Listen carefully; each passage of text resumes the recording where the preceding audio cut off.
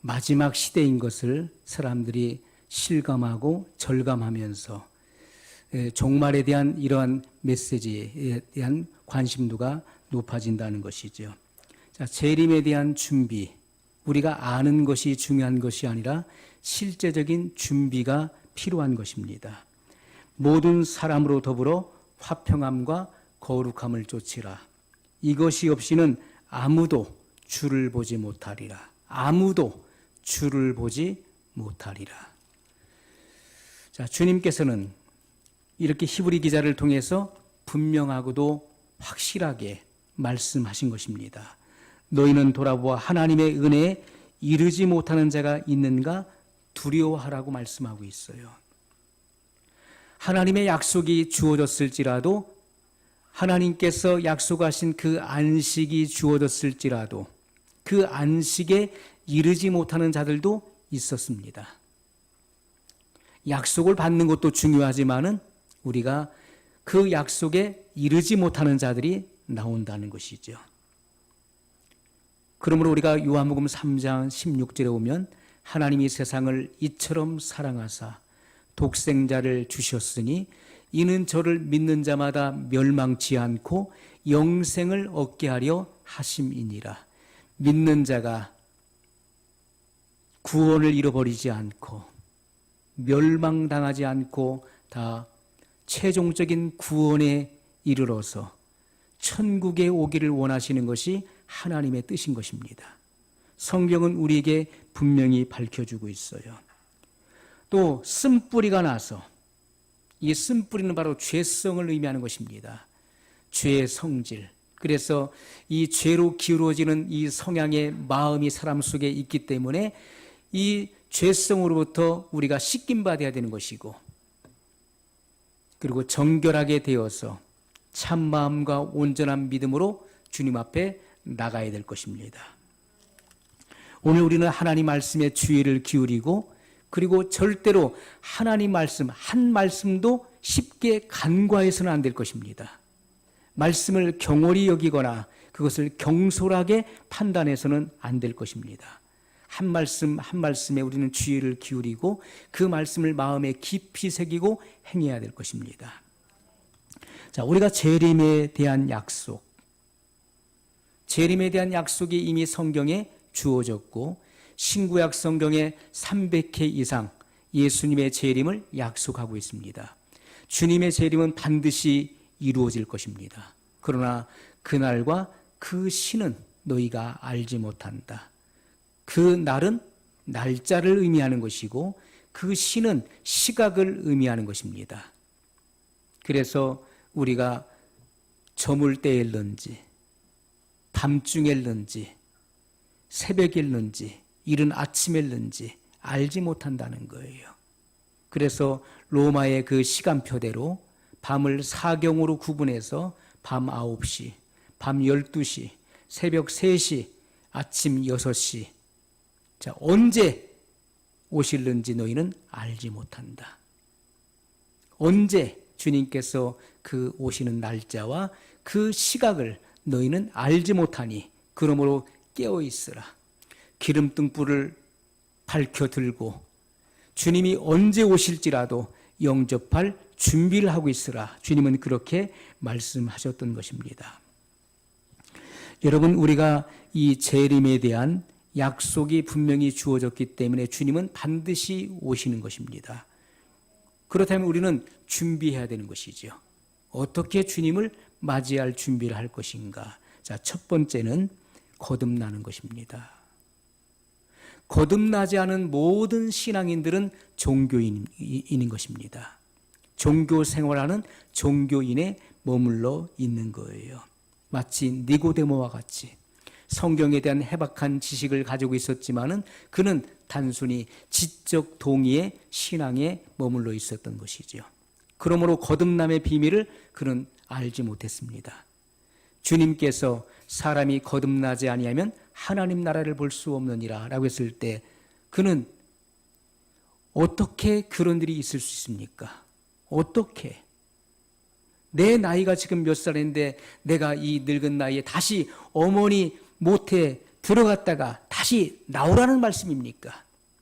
영적인 진리를 이해하지 못하고 육적으로 그것을 해석하려고 하다 보니까 이 말씀이 막히는 것이죠. 도무지 이해할 수 없는 그러한 말씀으로 남게 되는 것입니다. 니고데모는 유대인의 관원이었고 랍비였습니다. 율법의 해박한 지식을 가지고 있었지만은 영적인 진리를 이해하지 못하고 깨닫지 못했던 것입니다. 하나님 말씀은 육의 언어가 아니요 영의 언어이기 때문에 영의 지각을 열어서 이 말씀을 이해하고 분별해야 되는 것입니다. 인간의 이성의 지각으로 이 말씀을 이해하려고 하면 이 말씀은 닫혀있는 말씀인 것이고 절대로 이 말씀의 진리를 깨닫지 못하게 되어 있는 것입니다. 자, 예수님께서는 밤중에 찾아온 니고데모에게 이렇게 말씀하셨어요. 요한복음 3장 3절에 예수께서 대답하여 가라사대 진실로 진실로 내게 이르노니 사람이 거듭나지 아니하면 하나님 나라를 볼 수 없느니라. 사람이 거듭나지 아니하면, 거듭난다는 것은 위로부터 난다, 새로 난다, 다시 난다는 뜻을 가지고 있습니다. 사람이 위로부터 나지 아니하면, 하나님께로부터 나지 아니하면, 사람이 물과 성령으로 하나님의 말씀과 성령의 역사로 하나님께로부터 태어나지 아니하면 하나님 나라를 볼 수 없느니라. 내가 새로 나지 아니하면, 새롭게 내가 변화되지 않는다면 하나님 나라를 볼 수 없느니라. 이렇게 말씀하셨던 것이죠. 우리가 거듭난다고 하는 이 진리는 너무나 단순하고 간단하지만은 세상의 이치로서는 이러한 영역에 절대로 미치지 못하는 것입니다. 세상의 철학이나 세상의 학문은 혼적인 영역에 속한 것이죠. 오직 하나님의 말씀은 하나님의 입으로부터 나온 말씀이기 때문에 이 말씀은 영적인 영역에 속해 있는 말씀인 것입니다. 이것은 인간의 이성으로는 이해할 수 없고 담을 수 없는 거예요. 이것은 영적인 지식, 하늘로부터 내려온 살아있는 지식이기 때문에 이것은 영적으로라야 분별할 수 있게 되는 것입니다. 여러분, 그러므로 세상은 이 교회에 대한 비밀을 알 수가 없는 것이죠. 그리스도께서 교회의 친히 머리가 되시고 교회는 그 몸의 지체가 되는 이 비밀을 전혀 이해할 수 없는 것이고 깨달을 수도 없는 것입니다. 살아계신 하나님을 그들은 눈으로 볼 수 없기 때문에 하나님을 알 수가 없는 거예요. 육안으로 볼 수 없는 그 하나님, 그래서 하나님의 존재를 이해하지 못하는 것입니다. 세상은 성도들이 받은 구원과 또 이 영생의 진리를 전혀 이해할 수 없는 것이죠. 단지 타 종교들, 많은 종교들 중에 하나로 생각하고 그렇게 쉽게 판단하는 것입니다. 그러나 기독교, 개신교는 종교가 아닙니다. 종교는 윤리인 것이죠. 도덕인 것입니다. 그러나 개신교는 이것은 종교가 아니라 생명 그 자체인 것입니다. 예수 그리스도께서 생명이시기 때문에 생명 그 자체라는 것이죠. 여러분, 거듭난다는 것은 일반적인 사람의 생각으로서는 감히 도달할 수 없는 영적인 영역의 경험인 것입니다. 그러므로 우리가 받은 이 구원의 감격과 이 감사를 세상은 전혀 알 수가 없는 거예요. 세상이 알지 못하는 비밀을 믿는 사람들은 가지고 있는 것입니다. 하나님과의 은밀한 교제와 이 친교를 가지고 있는 거예요. 살아계신 하나님에 대한 경험을 가지고 있는 그리스도의 산 증인들이 바로 신자들인 것입니다. 그러므로 그리스도 안에서 위로부터 난 사람들, 거듭난 사람들은 옛 것을 버리고 모든 것이 다 새로워지는 것입니다. 이전 것은 지나갔으니 보라 새 것이 되었도다 라고 선포하는 것처럼 옛 것은 다 지나가 버렸고 그리고 우리는 모든 것이 다 새로워진 거예요. 우리가 보는 이 눈도 새로워진 것입니다. 우리의 가치관과 세계관과 우주관이 다 새로워진 것입니다. 그것이 바로 거듭남의 은혜라고 하는 것이죠. 지나간 삶의 모든 죄악의 자취를 던져버렸어요. 뒤로 던져버리고 이 세상과 육체에 속한 일과 또 마귀의 멍에까지도 떨쳐버렸어요. 그리고 예수님을 쫓아 좁은 문으로 들어가는 것입니다. 그것이 거듭남이에요. 좁은 문으로 들어가라. 생명으로 인도하는 문은 좁고 그 길이 협착하니라 말씀했어요. 그러나 멸망으로 인도하는 문은 크고 그 길이 넓어 많은 사람이 찾음이라고 말씀했던 것입니다. 그러므로 다수가 진리가 될 수 없다는 것입니다. 사람이 많이 모여야 그것이 진리가 아니라는 거예요. 많은 사람이 보아야 그것이 진리가 될 수 없다는 것입니다. 오히려 진리는 그 문이 좁고 그 길이 협착하기 때문에 찾는 이가 적은 것이고 하나님의 지엄하고 엄격한 이 말씀을 지켜 행하는 이들이 따르는 자들이 심히 적다는 것이죠. 그러므로 예수님께서는 회개하라 천국이 가까웠느니라고 말씀하셨습니다. 우리는 다만 지나간 죄를 회개하고 예수님의 구속을 믿고 사유함을 얻는 것뿐만 아니라 힘을 다하여서 과거에 우리의 그 부정적인 것, 우리의 그런 죄된 모든 생활들을 고치는 것입니다. 그것이 진정한 회개예요. 우리가 회개하고 복음을 믿는 것, 그것이 구원받는 순서인 것이고 구원에 들어가는 것입니다. 구원이 시작되는 것입니다. 예수님의 그 구속을 우리가 믿음으로 말미암아 복음의 진리가 내 심령에 비춰졌을 때 우리는 죄를 회개하게 되죠. 하나님의 존재를 발견하고 하나님 앞에 내가 죄인인 것을 깨닫기 때문에 죄를 통회하게 되는 것입니다. 그리고 복음을 진정한 마음으로 받아들이는 것이죠. 복음의 핵심은 예수 그리스도이신 것입니다. 예수 그리스도께서 내 죄를 용서하시기 위해 십자가에 죽으신 것과 나를 의롭다 하시기 위해서 부활하신 사실, 이 복음의 핵심 진리를 내가 믿음으로 말미암아 구원에 이르는 거예요. 구원이 시작된다는 것입니다. 이것은 현재의 구원을 말하는 것이지요. 그리고 우리는 이 복음에 순종하여 살아가는 것입니다. 그래야 우리가 궁극적 구원, 내세의 구원이 완성된다는 것을 성경은 우리에게 증거하고 있는 것이죠. 그러므로 우리가 궁극적 구원에 도달하는 것은 바로 우리가 예수님께서 공중에 재림하셨을 때 휴고된 성도들, 또는 이 땅에 7년 대환란을 통과하는 성도들, 예수님께서 지상에 재림하셨을 때 그들의 육체가 영화의 몸을 입고 부활하게 되는 것입니다. 그래서 궁극적 구원에 들어가게 되는 것이죠. 이것이 바로 구원의 완성, 최종적 구원을 의미하는 것입니다. 그럼 우리는 현재의 구원과 궁극적 구원, 내세의 최종적 구원을 구분할 수 있어야 되는 것이죠. 그러므로 여러분, 우리가 한 번 믿으면 영원한 구원이 될 수 없는 것입니다. 그 구원을 상실할 자들이 있다는 거예요. 이스라엘 백성들이 저 약속의 땅, 젖과 꿀이 흐르는 가나안 땅에 들어간다고 하는 약속을 받았을지라도 그들은 광야에서 불순종하고 하나님 말씀을 믿지 못함으로 심판을 받아 죽었습니다. 그들에게는 분명한 약속이 주어졌지만은, 그 안식에 들어갈 약속이 주어졌지만은 그 안식에 들어가지 못했다는 것이죠. 그것은 우리의 신앙의 경계로서 우리가 삼아야 될 것입니다.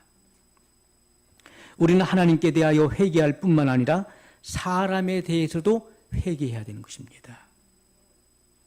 회개해야 돼. 그것이 바로 의로운 행실인 것입니다. 많은 사람들이 하나님과의 관계를 중요시 여기고 지은 죄를 하나님께 고백은 하지만은, 그러나 사람들과의 관계는 무시하는 일들이 너무나 많이 있다는 거예요. 그것을 반드시 해결하는 것이 참된 회개인 것입니다. 우리는 믿지 않을 때 이웃과 다퉜던, 가족뿐만 아니라 이웃과 다퉜던 일들을 고쳐야 되는 것입니다. 믿고 난 이후에는 그 같은 일들을 반복해서는 안 된다는 것이죠. 남에게 꾸고 갚지 않은 돈은 갚아야 되는 것입니다. 남을 속여서 사기를 쳐서 빼앗은 돈은 돌려주어야 되는 것입니다. 이것이 진정한 회개에 속하는 것이죠. 사람들은 자기의 이익되는 것만 챙기고 손해되는 것은 그것은 받아들이지 않으려고 합니다. 그러나 진정한 회개는 전에 행했던 모든 악한 행위와 습관을 고치는 것입니다. 거기서 완전하게 돌아서는 거예요. 자, 우리가 그러므로 죄를 회개함으로 죄에 대한 용서를 받는 일뿐만 아니라 회개에 합당한 열매를 맺어야 된다는 것이죠. 죄를 회개하는 그 분명한 이유와 목적은 죄에 대한 용서뿐만이 아닙니다. 많은 사람들이 죄에 대한 용서로 그치고 있어요. 죄에 대한 고백을 했으면 그 죄에 대해서 용서를 받았다. 그리고 거기에 만족하고 안심한다는 것입니다. 그러나 성경이 우리에게 요구하는 것은 참된 회개는 죄에 대한 용서뿐만 아니라 그 회개에 합당한 열매를 맺어야 된다는 것을 말씀하고 있는 것이죠. 누가복음 3장 8절에 그러므로 회개에 합당한 열매를 맺고, 회개에 합당한 열매, 회개를 했으면 거기에 합당한, 거기에 일치되는 열매가 맺어져야 된다는 것이죠. 속으로 아브라함이 우리 조상이라고 말하지 말라. 내가 너에게 말하노니 하나님이 이 돌들로도 아브라함의 자손이 되게 하시리라. 주님께서 아주 엄중한 말씀을 하신 것입니다. 누구든지 표면적인 회개를 할 수 있다는 거예요. 이것은 내가 노력해서 하는 회개인 것입니다. 이것은 일시적인 회개인 것이고 임시적인 회개인 것이죠. 우리가 일시적으로 심판과 형벌을 두려워하여 회개할 수 있습니다. 그러나 실제로 열매를 맺는 회개는 내면에서부터 나오는 것이죠. 그러므로 회개는 생각을 바꾸는 것입니다. 기껏 회개하고 나서, 회개기도하고 나서 생각은 전혀 바꿔지지 않은 거예요. 이 생각을 바꿀 마음이 애당초 없었던 것입니다. 입으로는 잘못됐다고 다시는 하지 않겠다라고 고백은 하지만은 애당초 이 생각은 바꿀 마음이 없었던 것이죠. 그러한 행위를 바꿀 마음이 애당초 없었던 것입니다. 그러므로 그것은 일시적인 회개, 사람이 노력하는 회개인 것이고 그것은 바로 표면적인 회개에 불과한 것입니다. 그러한 회개는 여러분이 받은 물세례를 무효화시키는 것입니다. 아무것도 아닌 것으로 만들어버리는 거예요. 회개의 증표로서 물세례를 받았습니다. 그것을 무효화시킨다는 거예요. 참된 회개는 회개의 열매를 맺는 회개인 것입니다. 열매가 맺어져야 돼요. 내면에서부터 생각이 바꿔지는 거예요. 이것은 영구적인 회개를 의미하는 것입니다.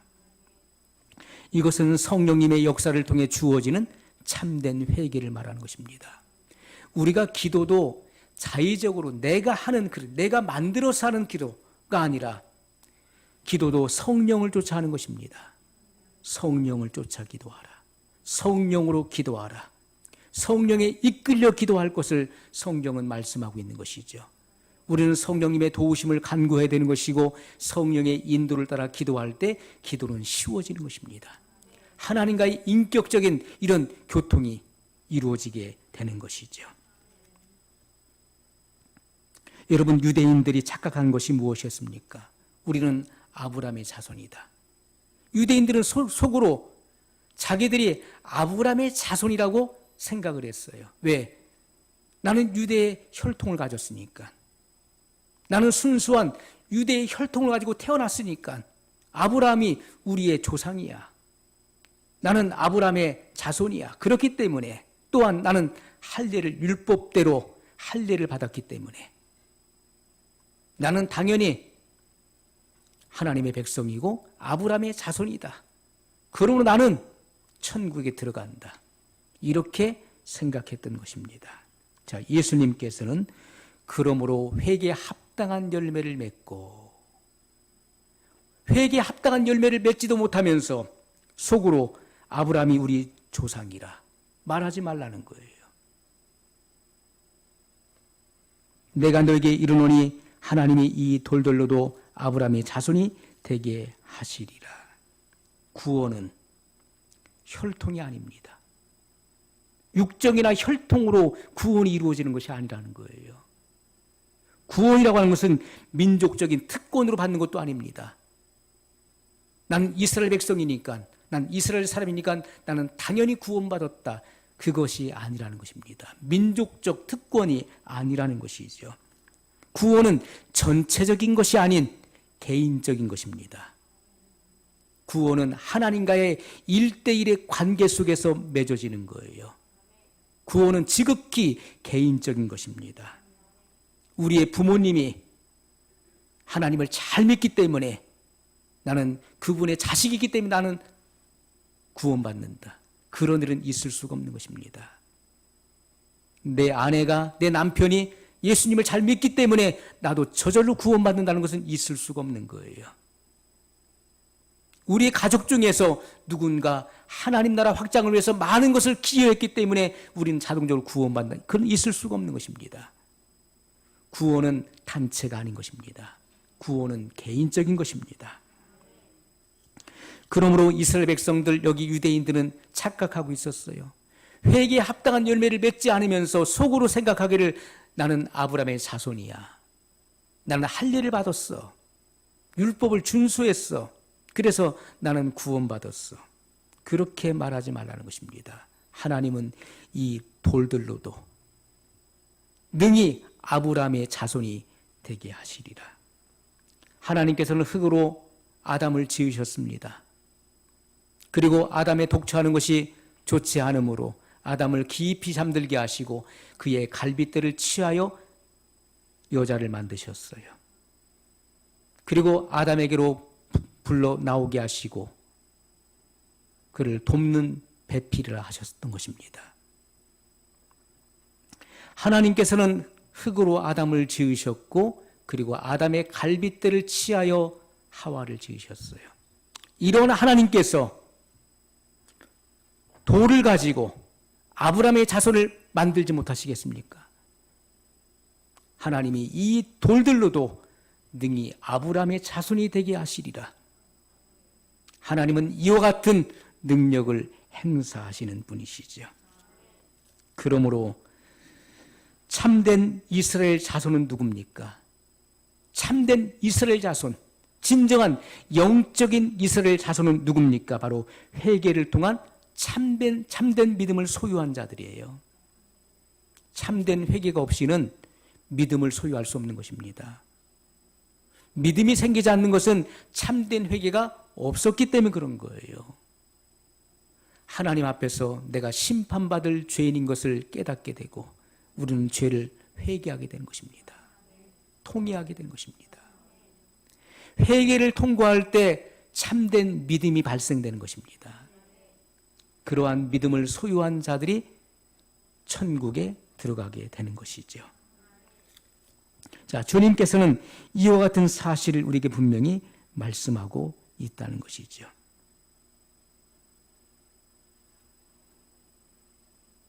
자, 예수님께서는 회개에 합당한 열매를 말씀하셨는데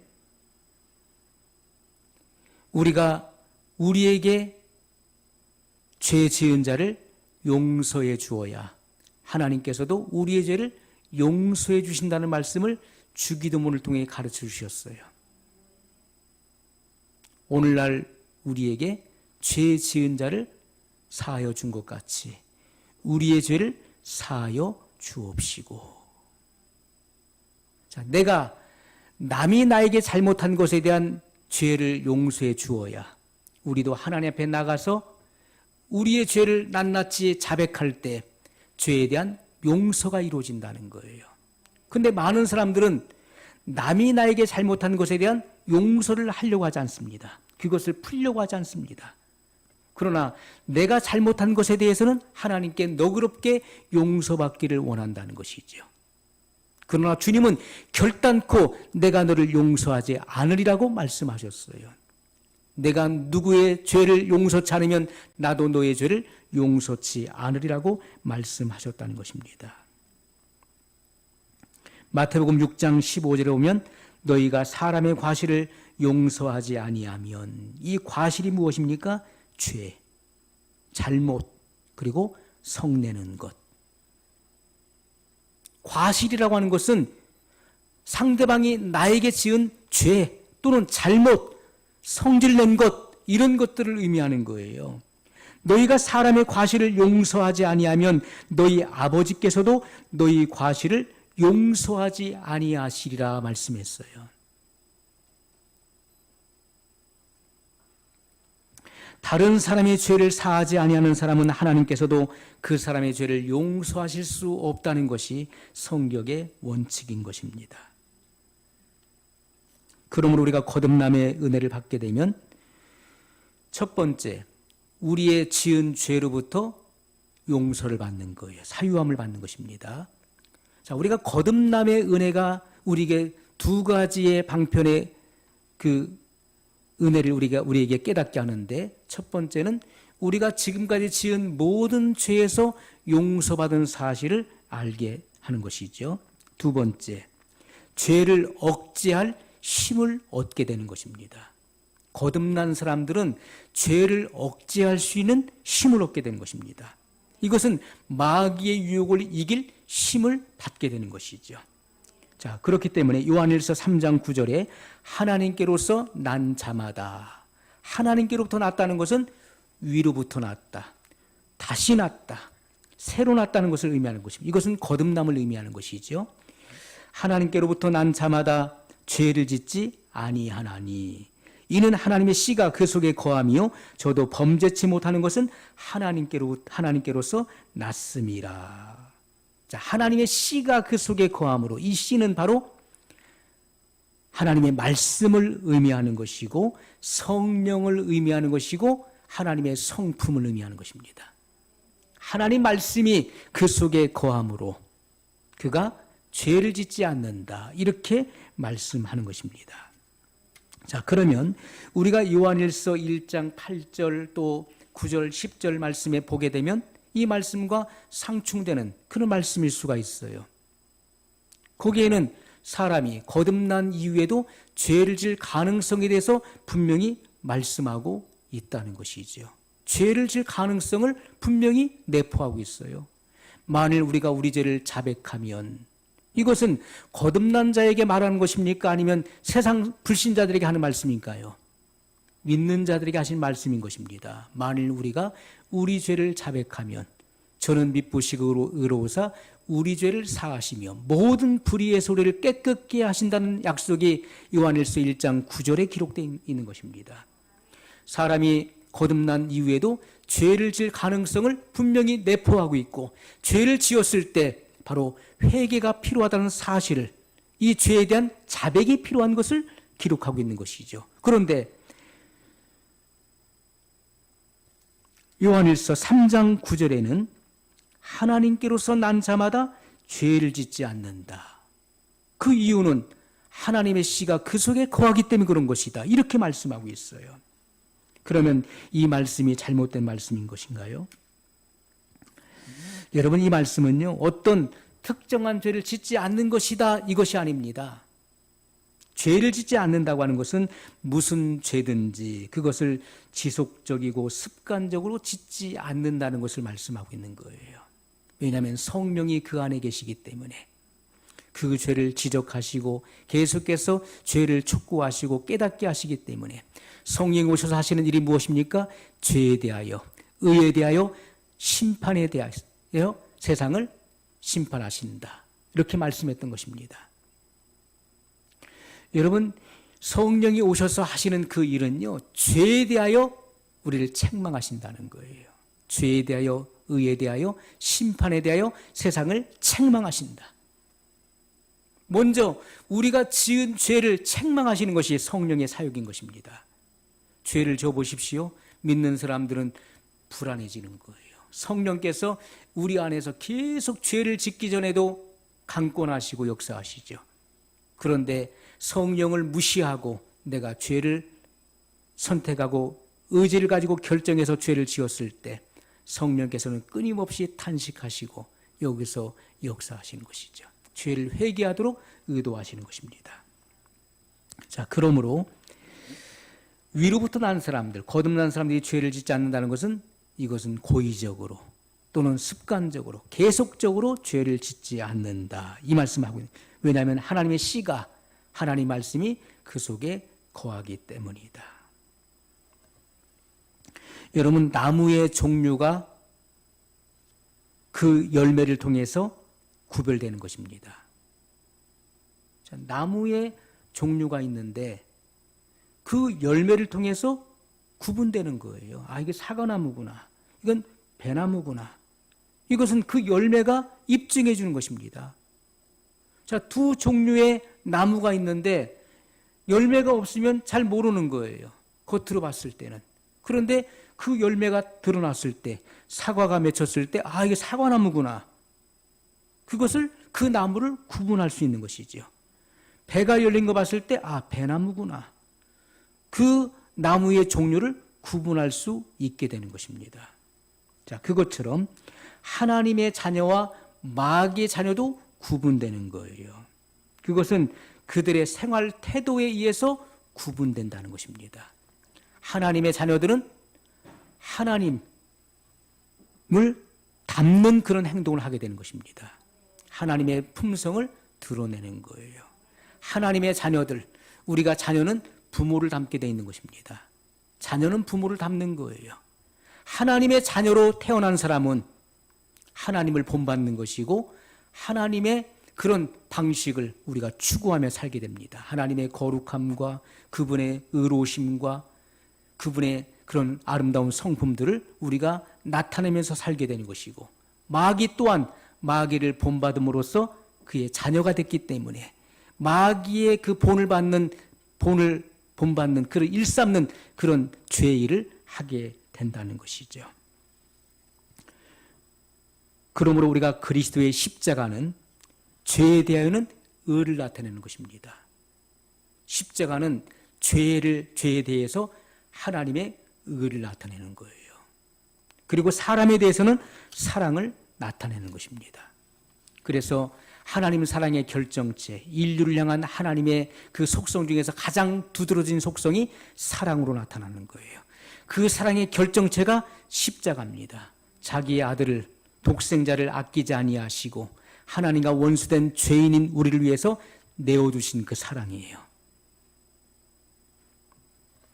자, 고린도전서 10장 13절에 보면 하나님은 미쁘사 너희가 감당치 못할 시험을 당하지 않게 하신다. 이렇게 말씀하고 있어요. 사람이 감당할 시험 밖에는 너희에게 당한 것이 없나니. 여러분, 말씀을 잘 기억하십시오. 이것은 불신자들에게 주신 말씀이 아닙니다. 거듭난 모든 그리스도인들, 신앙생활하고 있는 모든 그리스도인들에게 동일하게 주시는 약속인 것입니다. 사람이 감당할 시험 밖에는 너희에게 당한 것이 없나니. 나는 왜 이렇게 감당치 못할 시험을 나에게 자꾸 주실까? 그렇지가 않습니다. 여러분이 감당할 수 있는 시험을 주시는 것입니다. 오직 하나님은 미쁘사 너희가 감당치 못할 시험당함을 허락지 아니하시고 시험당할 즈음에 또한 피할 길을 내사 너희로 능히 감당하게 하시느니라. 이것이 하나님의 분명한 약속이에요. 자, 시험은 두 가지로 나눠지는 것입니다. 첫 번째, 사단이 유혹으로 사람을 죄에 빠지게 하는 것입니다. 이것이 시험이에요. 사단이 사람을 하여금 죄에 빠지게 하는 것. 그래서 예수님께서는 주기도문을 통해서 너희는 이렇게 기도하라.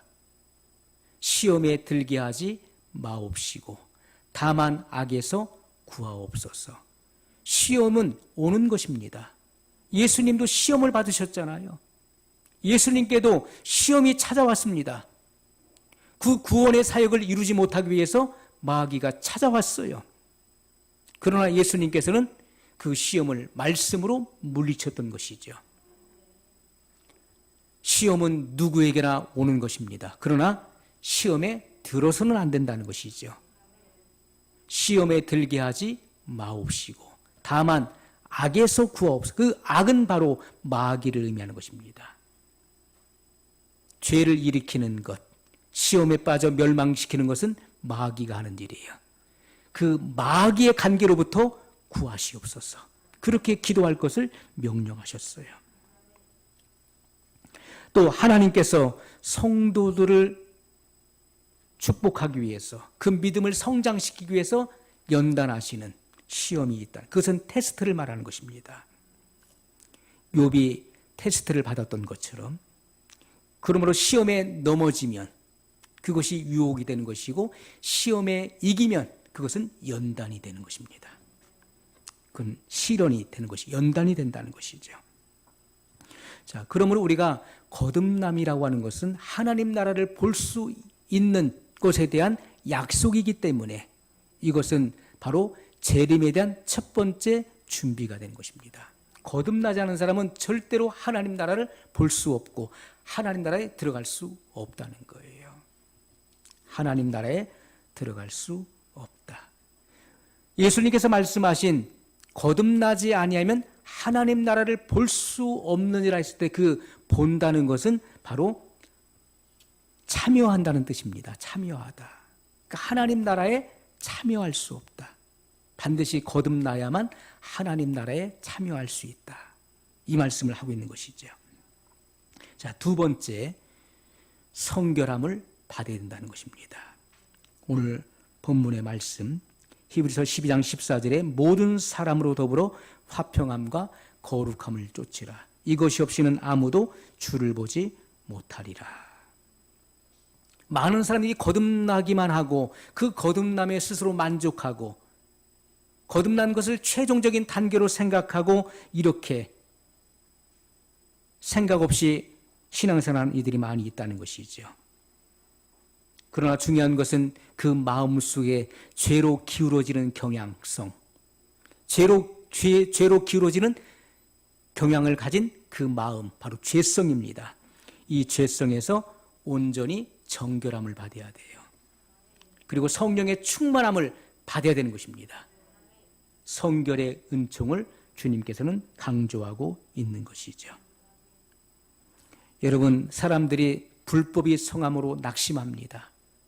불법이 성행하기 때문에 성도들이 낙심하여 기도를 중단하게 되죠.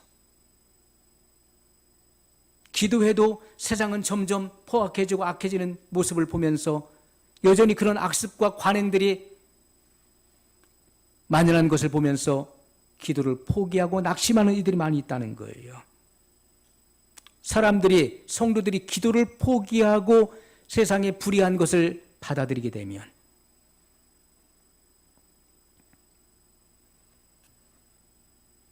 교회의 친교와 화평은 깨지게 되어 있습니다. 교회 안에 시기와 분쟁이 생기죠. 미움과 다툼과 분열이 일어나게 되어 있는 것입니다. 그러므로 절대로 교회는 기도를 멈춰서는 안 되는 것입니다. 절대로 낙심해서는 안 되는 거예요. 선을 행하다 낙심하지 말지니 때가 이르면 거두리라 말씀했어요. 우리는 절대로 어떠한 환경과 어떠한 상황 앞에서도 낙심해서는 안 되는 것입니다. 자포자기하거나 그리고 털썩 주저앉아서는 안 된다는 거예요. 사람이 난 더 이상 안 된다고 털썩 주저앉으면 그때부터는 모든 것이 다 무너지는 거예요. 다시 일어날 힘과 용기를 잃게 되는 것입니다. 털썩 주저앉아서 안 되는 거예요. 우리는 낙심하지 말고 하나님께 매달려 끈질긴 기도를 드려야 되는 것입니다. 하나님께서 때가 이르면 반드시 거두게 하신다는 것이죠. 거룩하지 않은 사람은 주님을 보지 못한다는 것이 성경의 분명한 명령인 것입니다. 이것은 재림에 오시는 예수님을 만날 수 있는 필수적인 조건은 바로 성결이라는 것입니다. 거룩함, 성도의 거룩함이에요. 화평함과 거룩함을 쫓지 않는 사람은 절대로 주님을 보지 못한다라고 말씀하셨어요. 성도들이 거듭남의 은혜를 통해서 죄 사함을 받고 하나님의 자녀의 신분을 얻었을지라도 실상은 아직도 그 뱃속에는 하나님의 원수를 가지고 있다는 것입니다. 하나님의 원수를 가지고 있어요. 이 배에서 생수의 강이 흘러나야 되는데, 이 배에서부터 생수의 강수들이 솟아나와야 되는데, 죄에 대한 용서를 받고 하나님의 자녀의 그러한 위치를 받았다 할지라도 성결의 은혜를 받지 못했을 때는 하나님의 원수, 이 배에 하나님의 원수를 가지고 있다는 것입니다. 하나님 말씀에 불순종하는, 거역하는 이런 원수가 있다는 것이죠. 그렇기 때문에 영적인 것보다는 세상에 속한 것들에 더 관심이 많은 거예요. 하나님의 나라보다는 이 세상에 먹고 사는 일에 더 관심이 많은 거예요. 왜? 내 배를 위하는 것이 먼저 우선이 되기 때문에 그런 것입니다. 세상에 속한 것으로 가득해 있는 상태에서 어떻게 주님 앞에 흠없이 설 수 있겠습니까? 하나님보다도, 다시 오시는 예수 그리스도를 만나는 것보다도 이 세상 것이 더 흥미롭고 세상 것이 더 즐거운데 어떻게 거룩하고 흠이 없게 주님 앞에 설 수 있을까요? 그것은 안 된다는 것이죠. 그렇기 때문에 성령의 충만함을 받아야, 성령의 취해야 세상과 나는 간 곳 없고 오직 나를 구속하신 그리스도만 보이게 되는 것입니다. 여러분, 갈라디아 교회 속에, 로마 교회 속에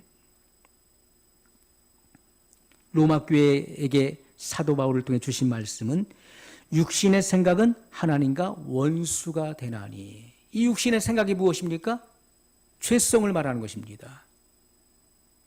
육신의 생각은 하나님과 원수가 되나니. 이는 하나님의 법에 굴복치 아니할 뿐 아니라 할 수도 없습니다. 이 육신의 생각이 곧 죄성을 말하는 것입니다.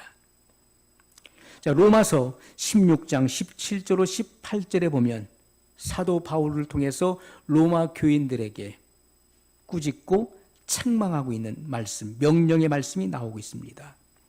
자, 로마 교인들이 지금까지 배운 것, 지금까지 로마 교인들이 배운 것은 바른 진리를 배운 것입니다. 그런데 이런 그들이 그동안 배우고 익혔던 이 가르침에 반대가 되고 진리의 복음에서 벗어난 거짓 교훈을 가르치는 자들을 받아들였다는 거예요.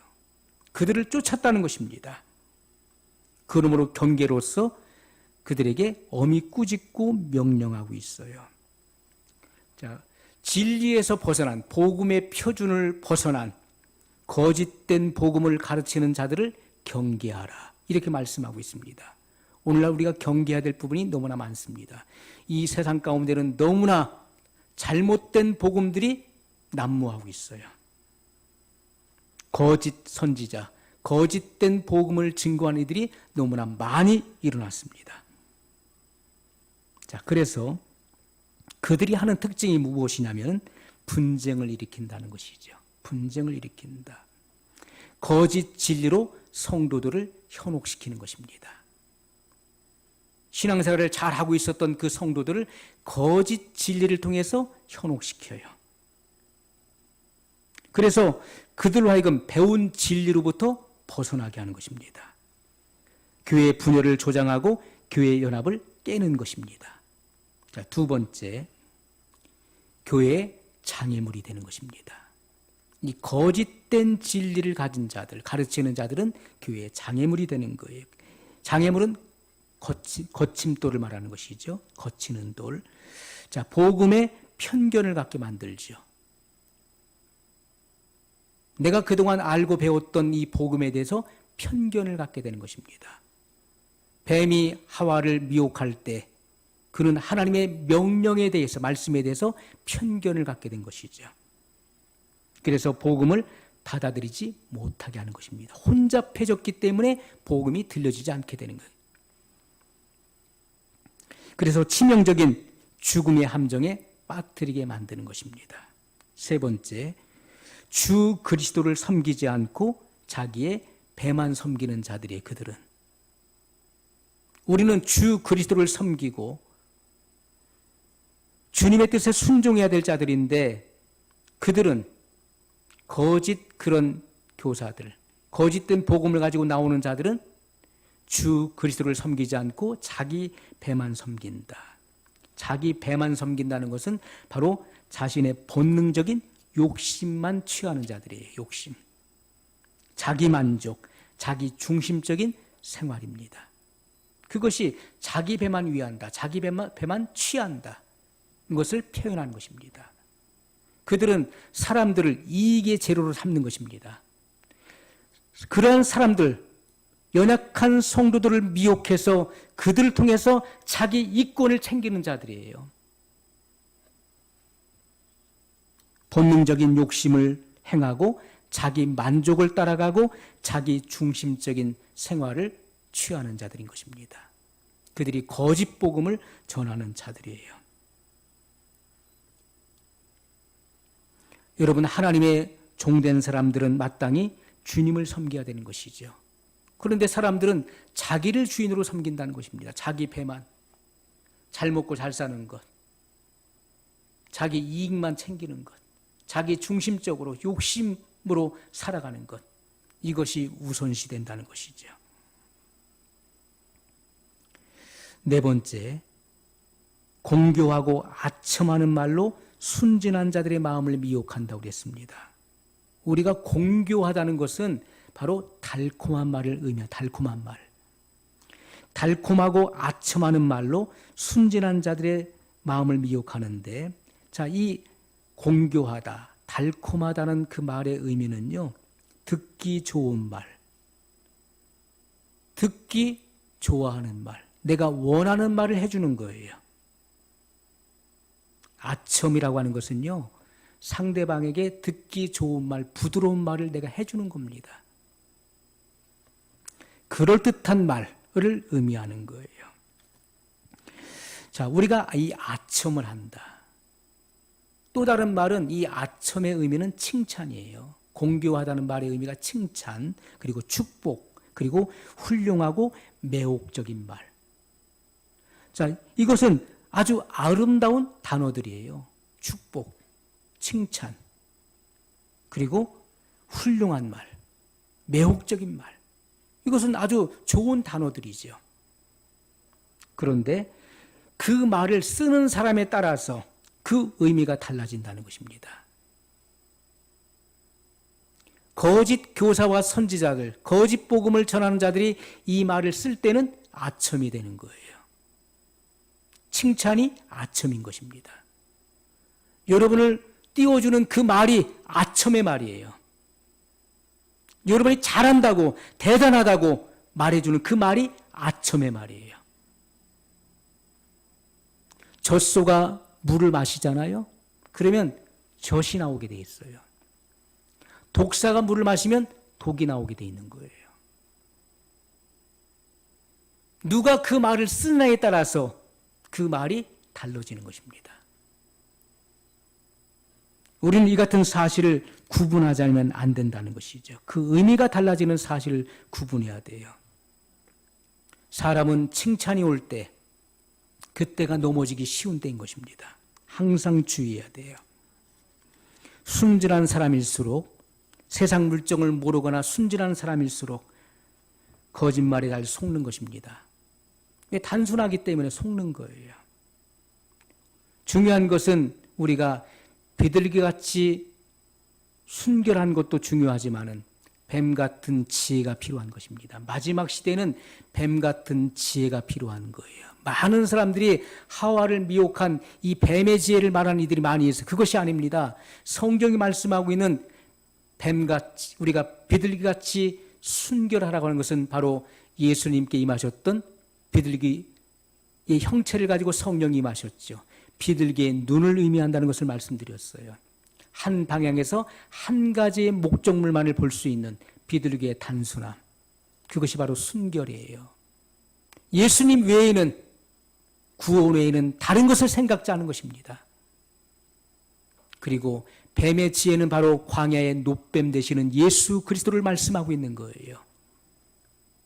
십자가에 달리셔서 인류를 구속하시는 이 구원을 완성하시는 바로 하나님의 지혜를 말씀하고 있는 것입니다. 이 마지막 시대는 뱀 같은 지혜가 필요한 것입니다. 이 지혜가 없이는 우리는 속게 되는 거예요. 속아요. 아무리 똑똑하고 IQ가 좋은 사람도 속게 돼 있는 것입니다. 이 영적인 사안이기 때문에 분별이 필요한 것입니다. 우린 날마다 주 안에 있어야 됩니다. 재림의 준비, 주 안에 있어야 된다. 주 안에 있는다는 말이 무슨 말인가요? 주 안에 있는 나에게 딴 근심이 있으랴. 주 안에 있으라. 주 안에서, 주 안에 있는다는 말의 의미가 무엇일까요? 요한일서 2장 28절에 소자들아 이제는 그 안에 항상 거하여 그 안에 우리로 하여금 주가 나타나사 강림하실 때 굳세어 그 앞에서 부끄러움이 없게 하라. 자, 주 안에 있으라. 이것은 주님과 바른 관계, 주님과의 사귐을 의미하는 것입니다. 주님과의 인격적인 관계를 맺고 주님과 사귀어야 돼. 이것은 기도로 교통하는 것입니다. 주님과의 친밀한 교통이 이루어져야 돼요. 자, 그 결과는 무엇입니까? 주 안에 있는 자, 주님과 이렇게 바른 관계, 인격적인 관계를 맺고 주님과 늘 교제하는 사람은 예수님께서 재림하실 때 담대하여 굳세어 그 앞에서 부끄러움이 없다. 이것은 주님 앞에 나의 의견을 자유롭게 나타낼 수 있는 권리를 갖게 된다는 거예요. 의견을 말할 수 있는 권리를 갖게 된다. 두 번째는 부끄러워 피하지 않는다. 죄를 지은 사람은요, 의 앞에서 피하게 되는 것입니다. 두려운 거예요. 왜? 내가 지은 죄가 있기 때문에 그 죄에 대한 형벌을 생각할 때 두려워서 피하게 되는 것입니다. 그러나 주님과 늘 사귀는 사람은 담대할 수 있다는 거예요. 확신과 기쁨으로 주님을 맞이할 수 있습니다. 재림의 준비, 주님을 기다려야 된다는 거예요. 오신다 하신 그 약속을 믿고 기다려야 된다는 것입니다. 하나님께서는 히브리 기자를 통해서 자기를 바라는 자들에게, 죄와 상관없이 자기를 바라는 자들에게 두 번째 나타내시리라 말씀했습니다. 나타나시리라. 이렇게 자범죄와 원죄로부터 자유함을 입고, 자범죄는 용서받아야 될 문제인 것이고, 그리고 원죄는 씻겨져야 되는 것입니다. 왜냐하면 원죄는 내가 원해서 지은 죄가 아니고 그것은 유전받은, 아담으로부터 유업을 받은 죄이기 때문에 이것은 씻겨져야 되는 것입니다. 씻겨져야 돼. 그래서 자유하게 돼야 되는 것입니다. 그러므로 우리가 원죄와 자범죄로부터 완전히 이 속박에서 자유케 되었을 때 우리는 완전히 점도 없고 흠도 없이 주님을 바라게 될 것입니다. 이것이 바로 재림의 준비인 것입니다. 여러분 늘 깨어 있어서 다시 오시는 예수님의 약속을 믿음으로 준비되시기를 예수님의 이름으로 축복합니다. 오늘 말씀을 기억하면서 우리 한 목소리로 같이 기도하겠습니다. 영원하신 사랑의 하나님 아버지 감사합니다. 오늘 우리들은 항상 깨어 있어 기름등불을 밝히고 예수님께서 언제 오실지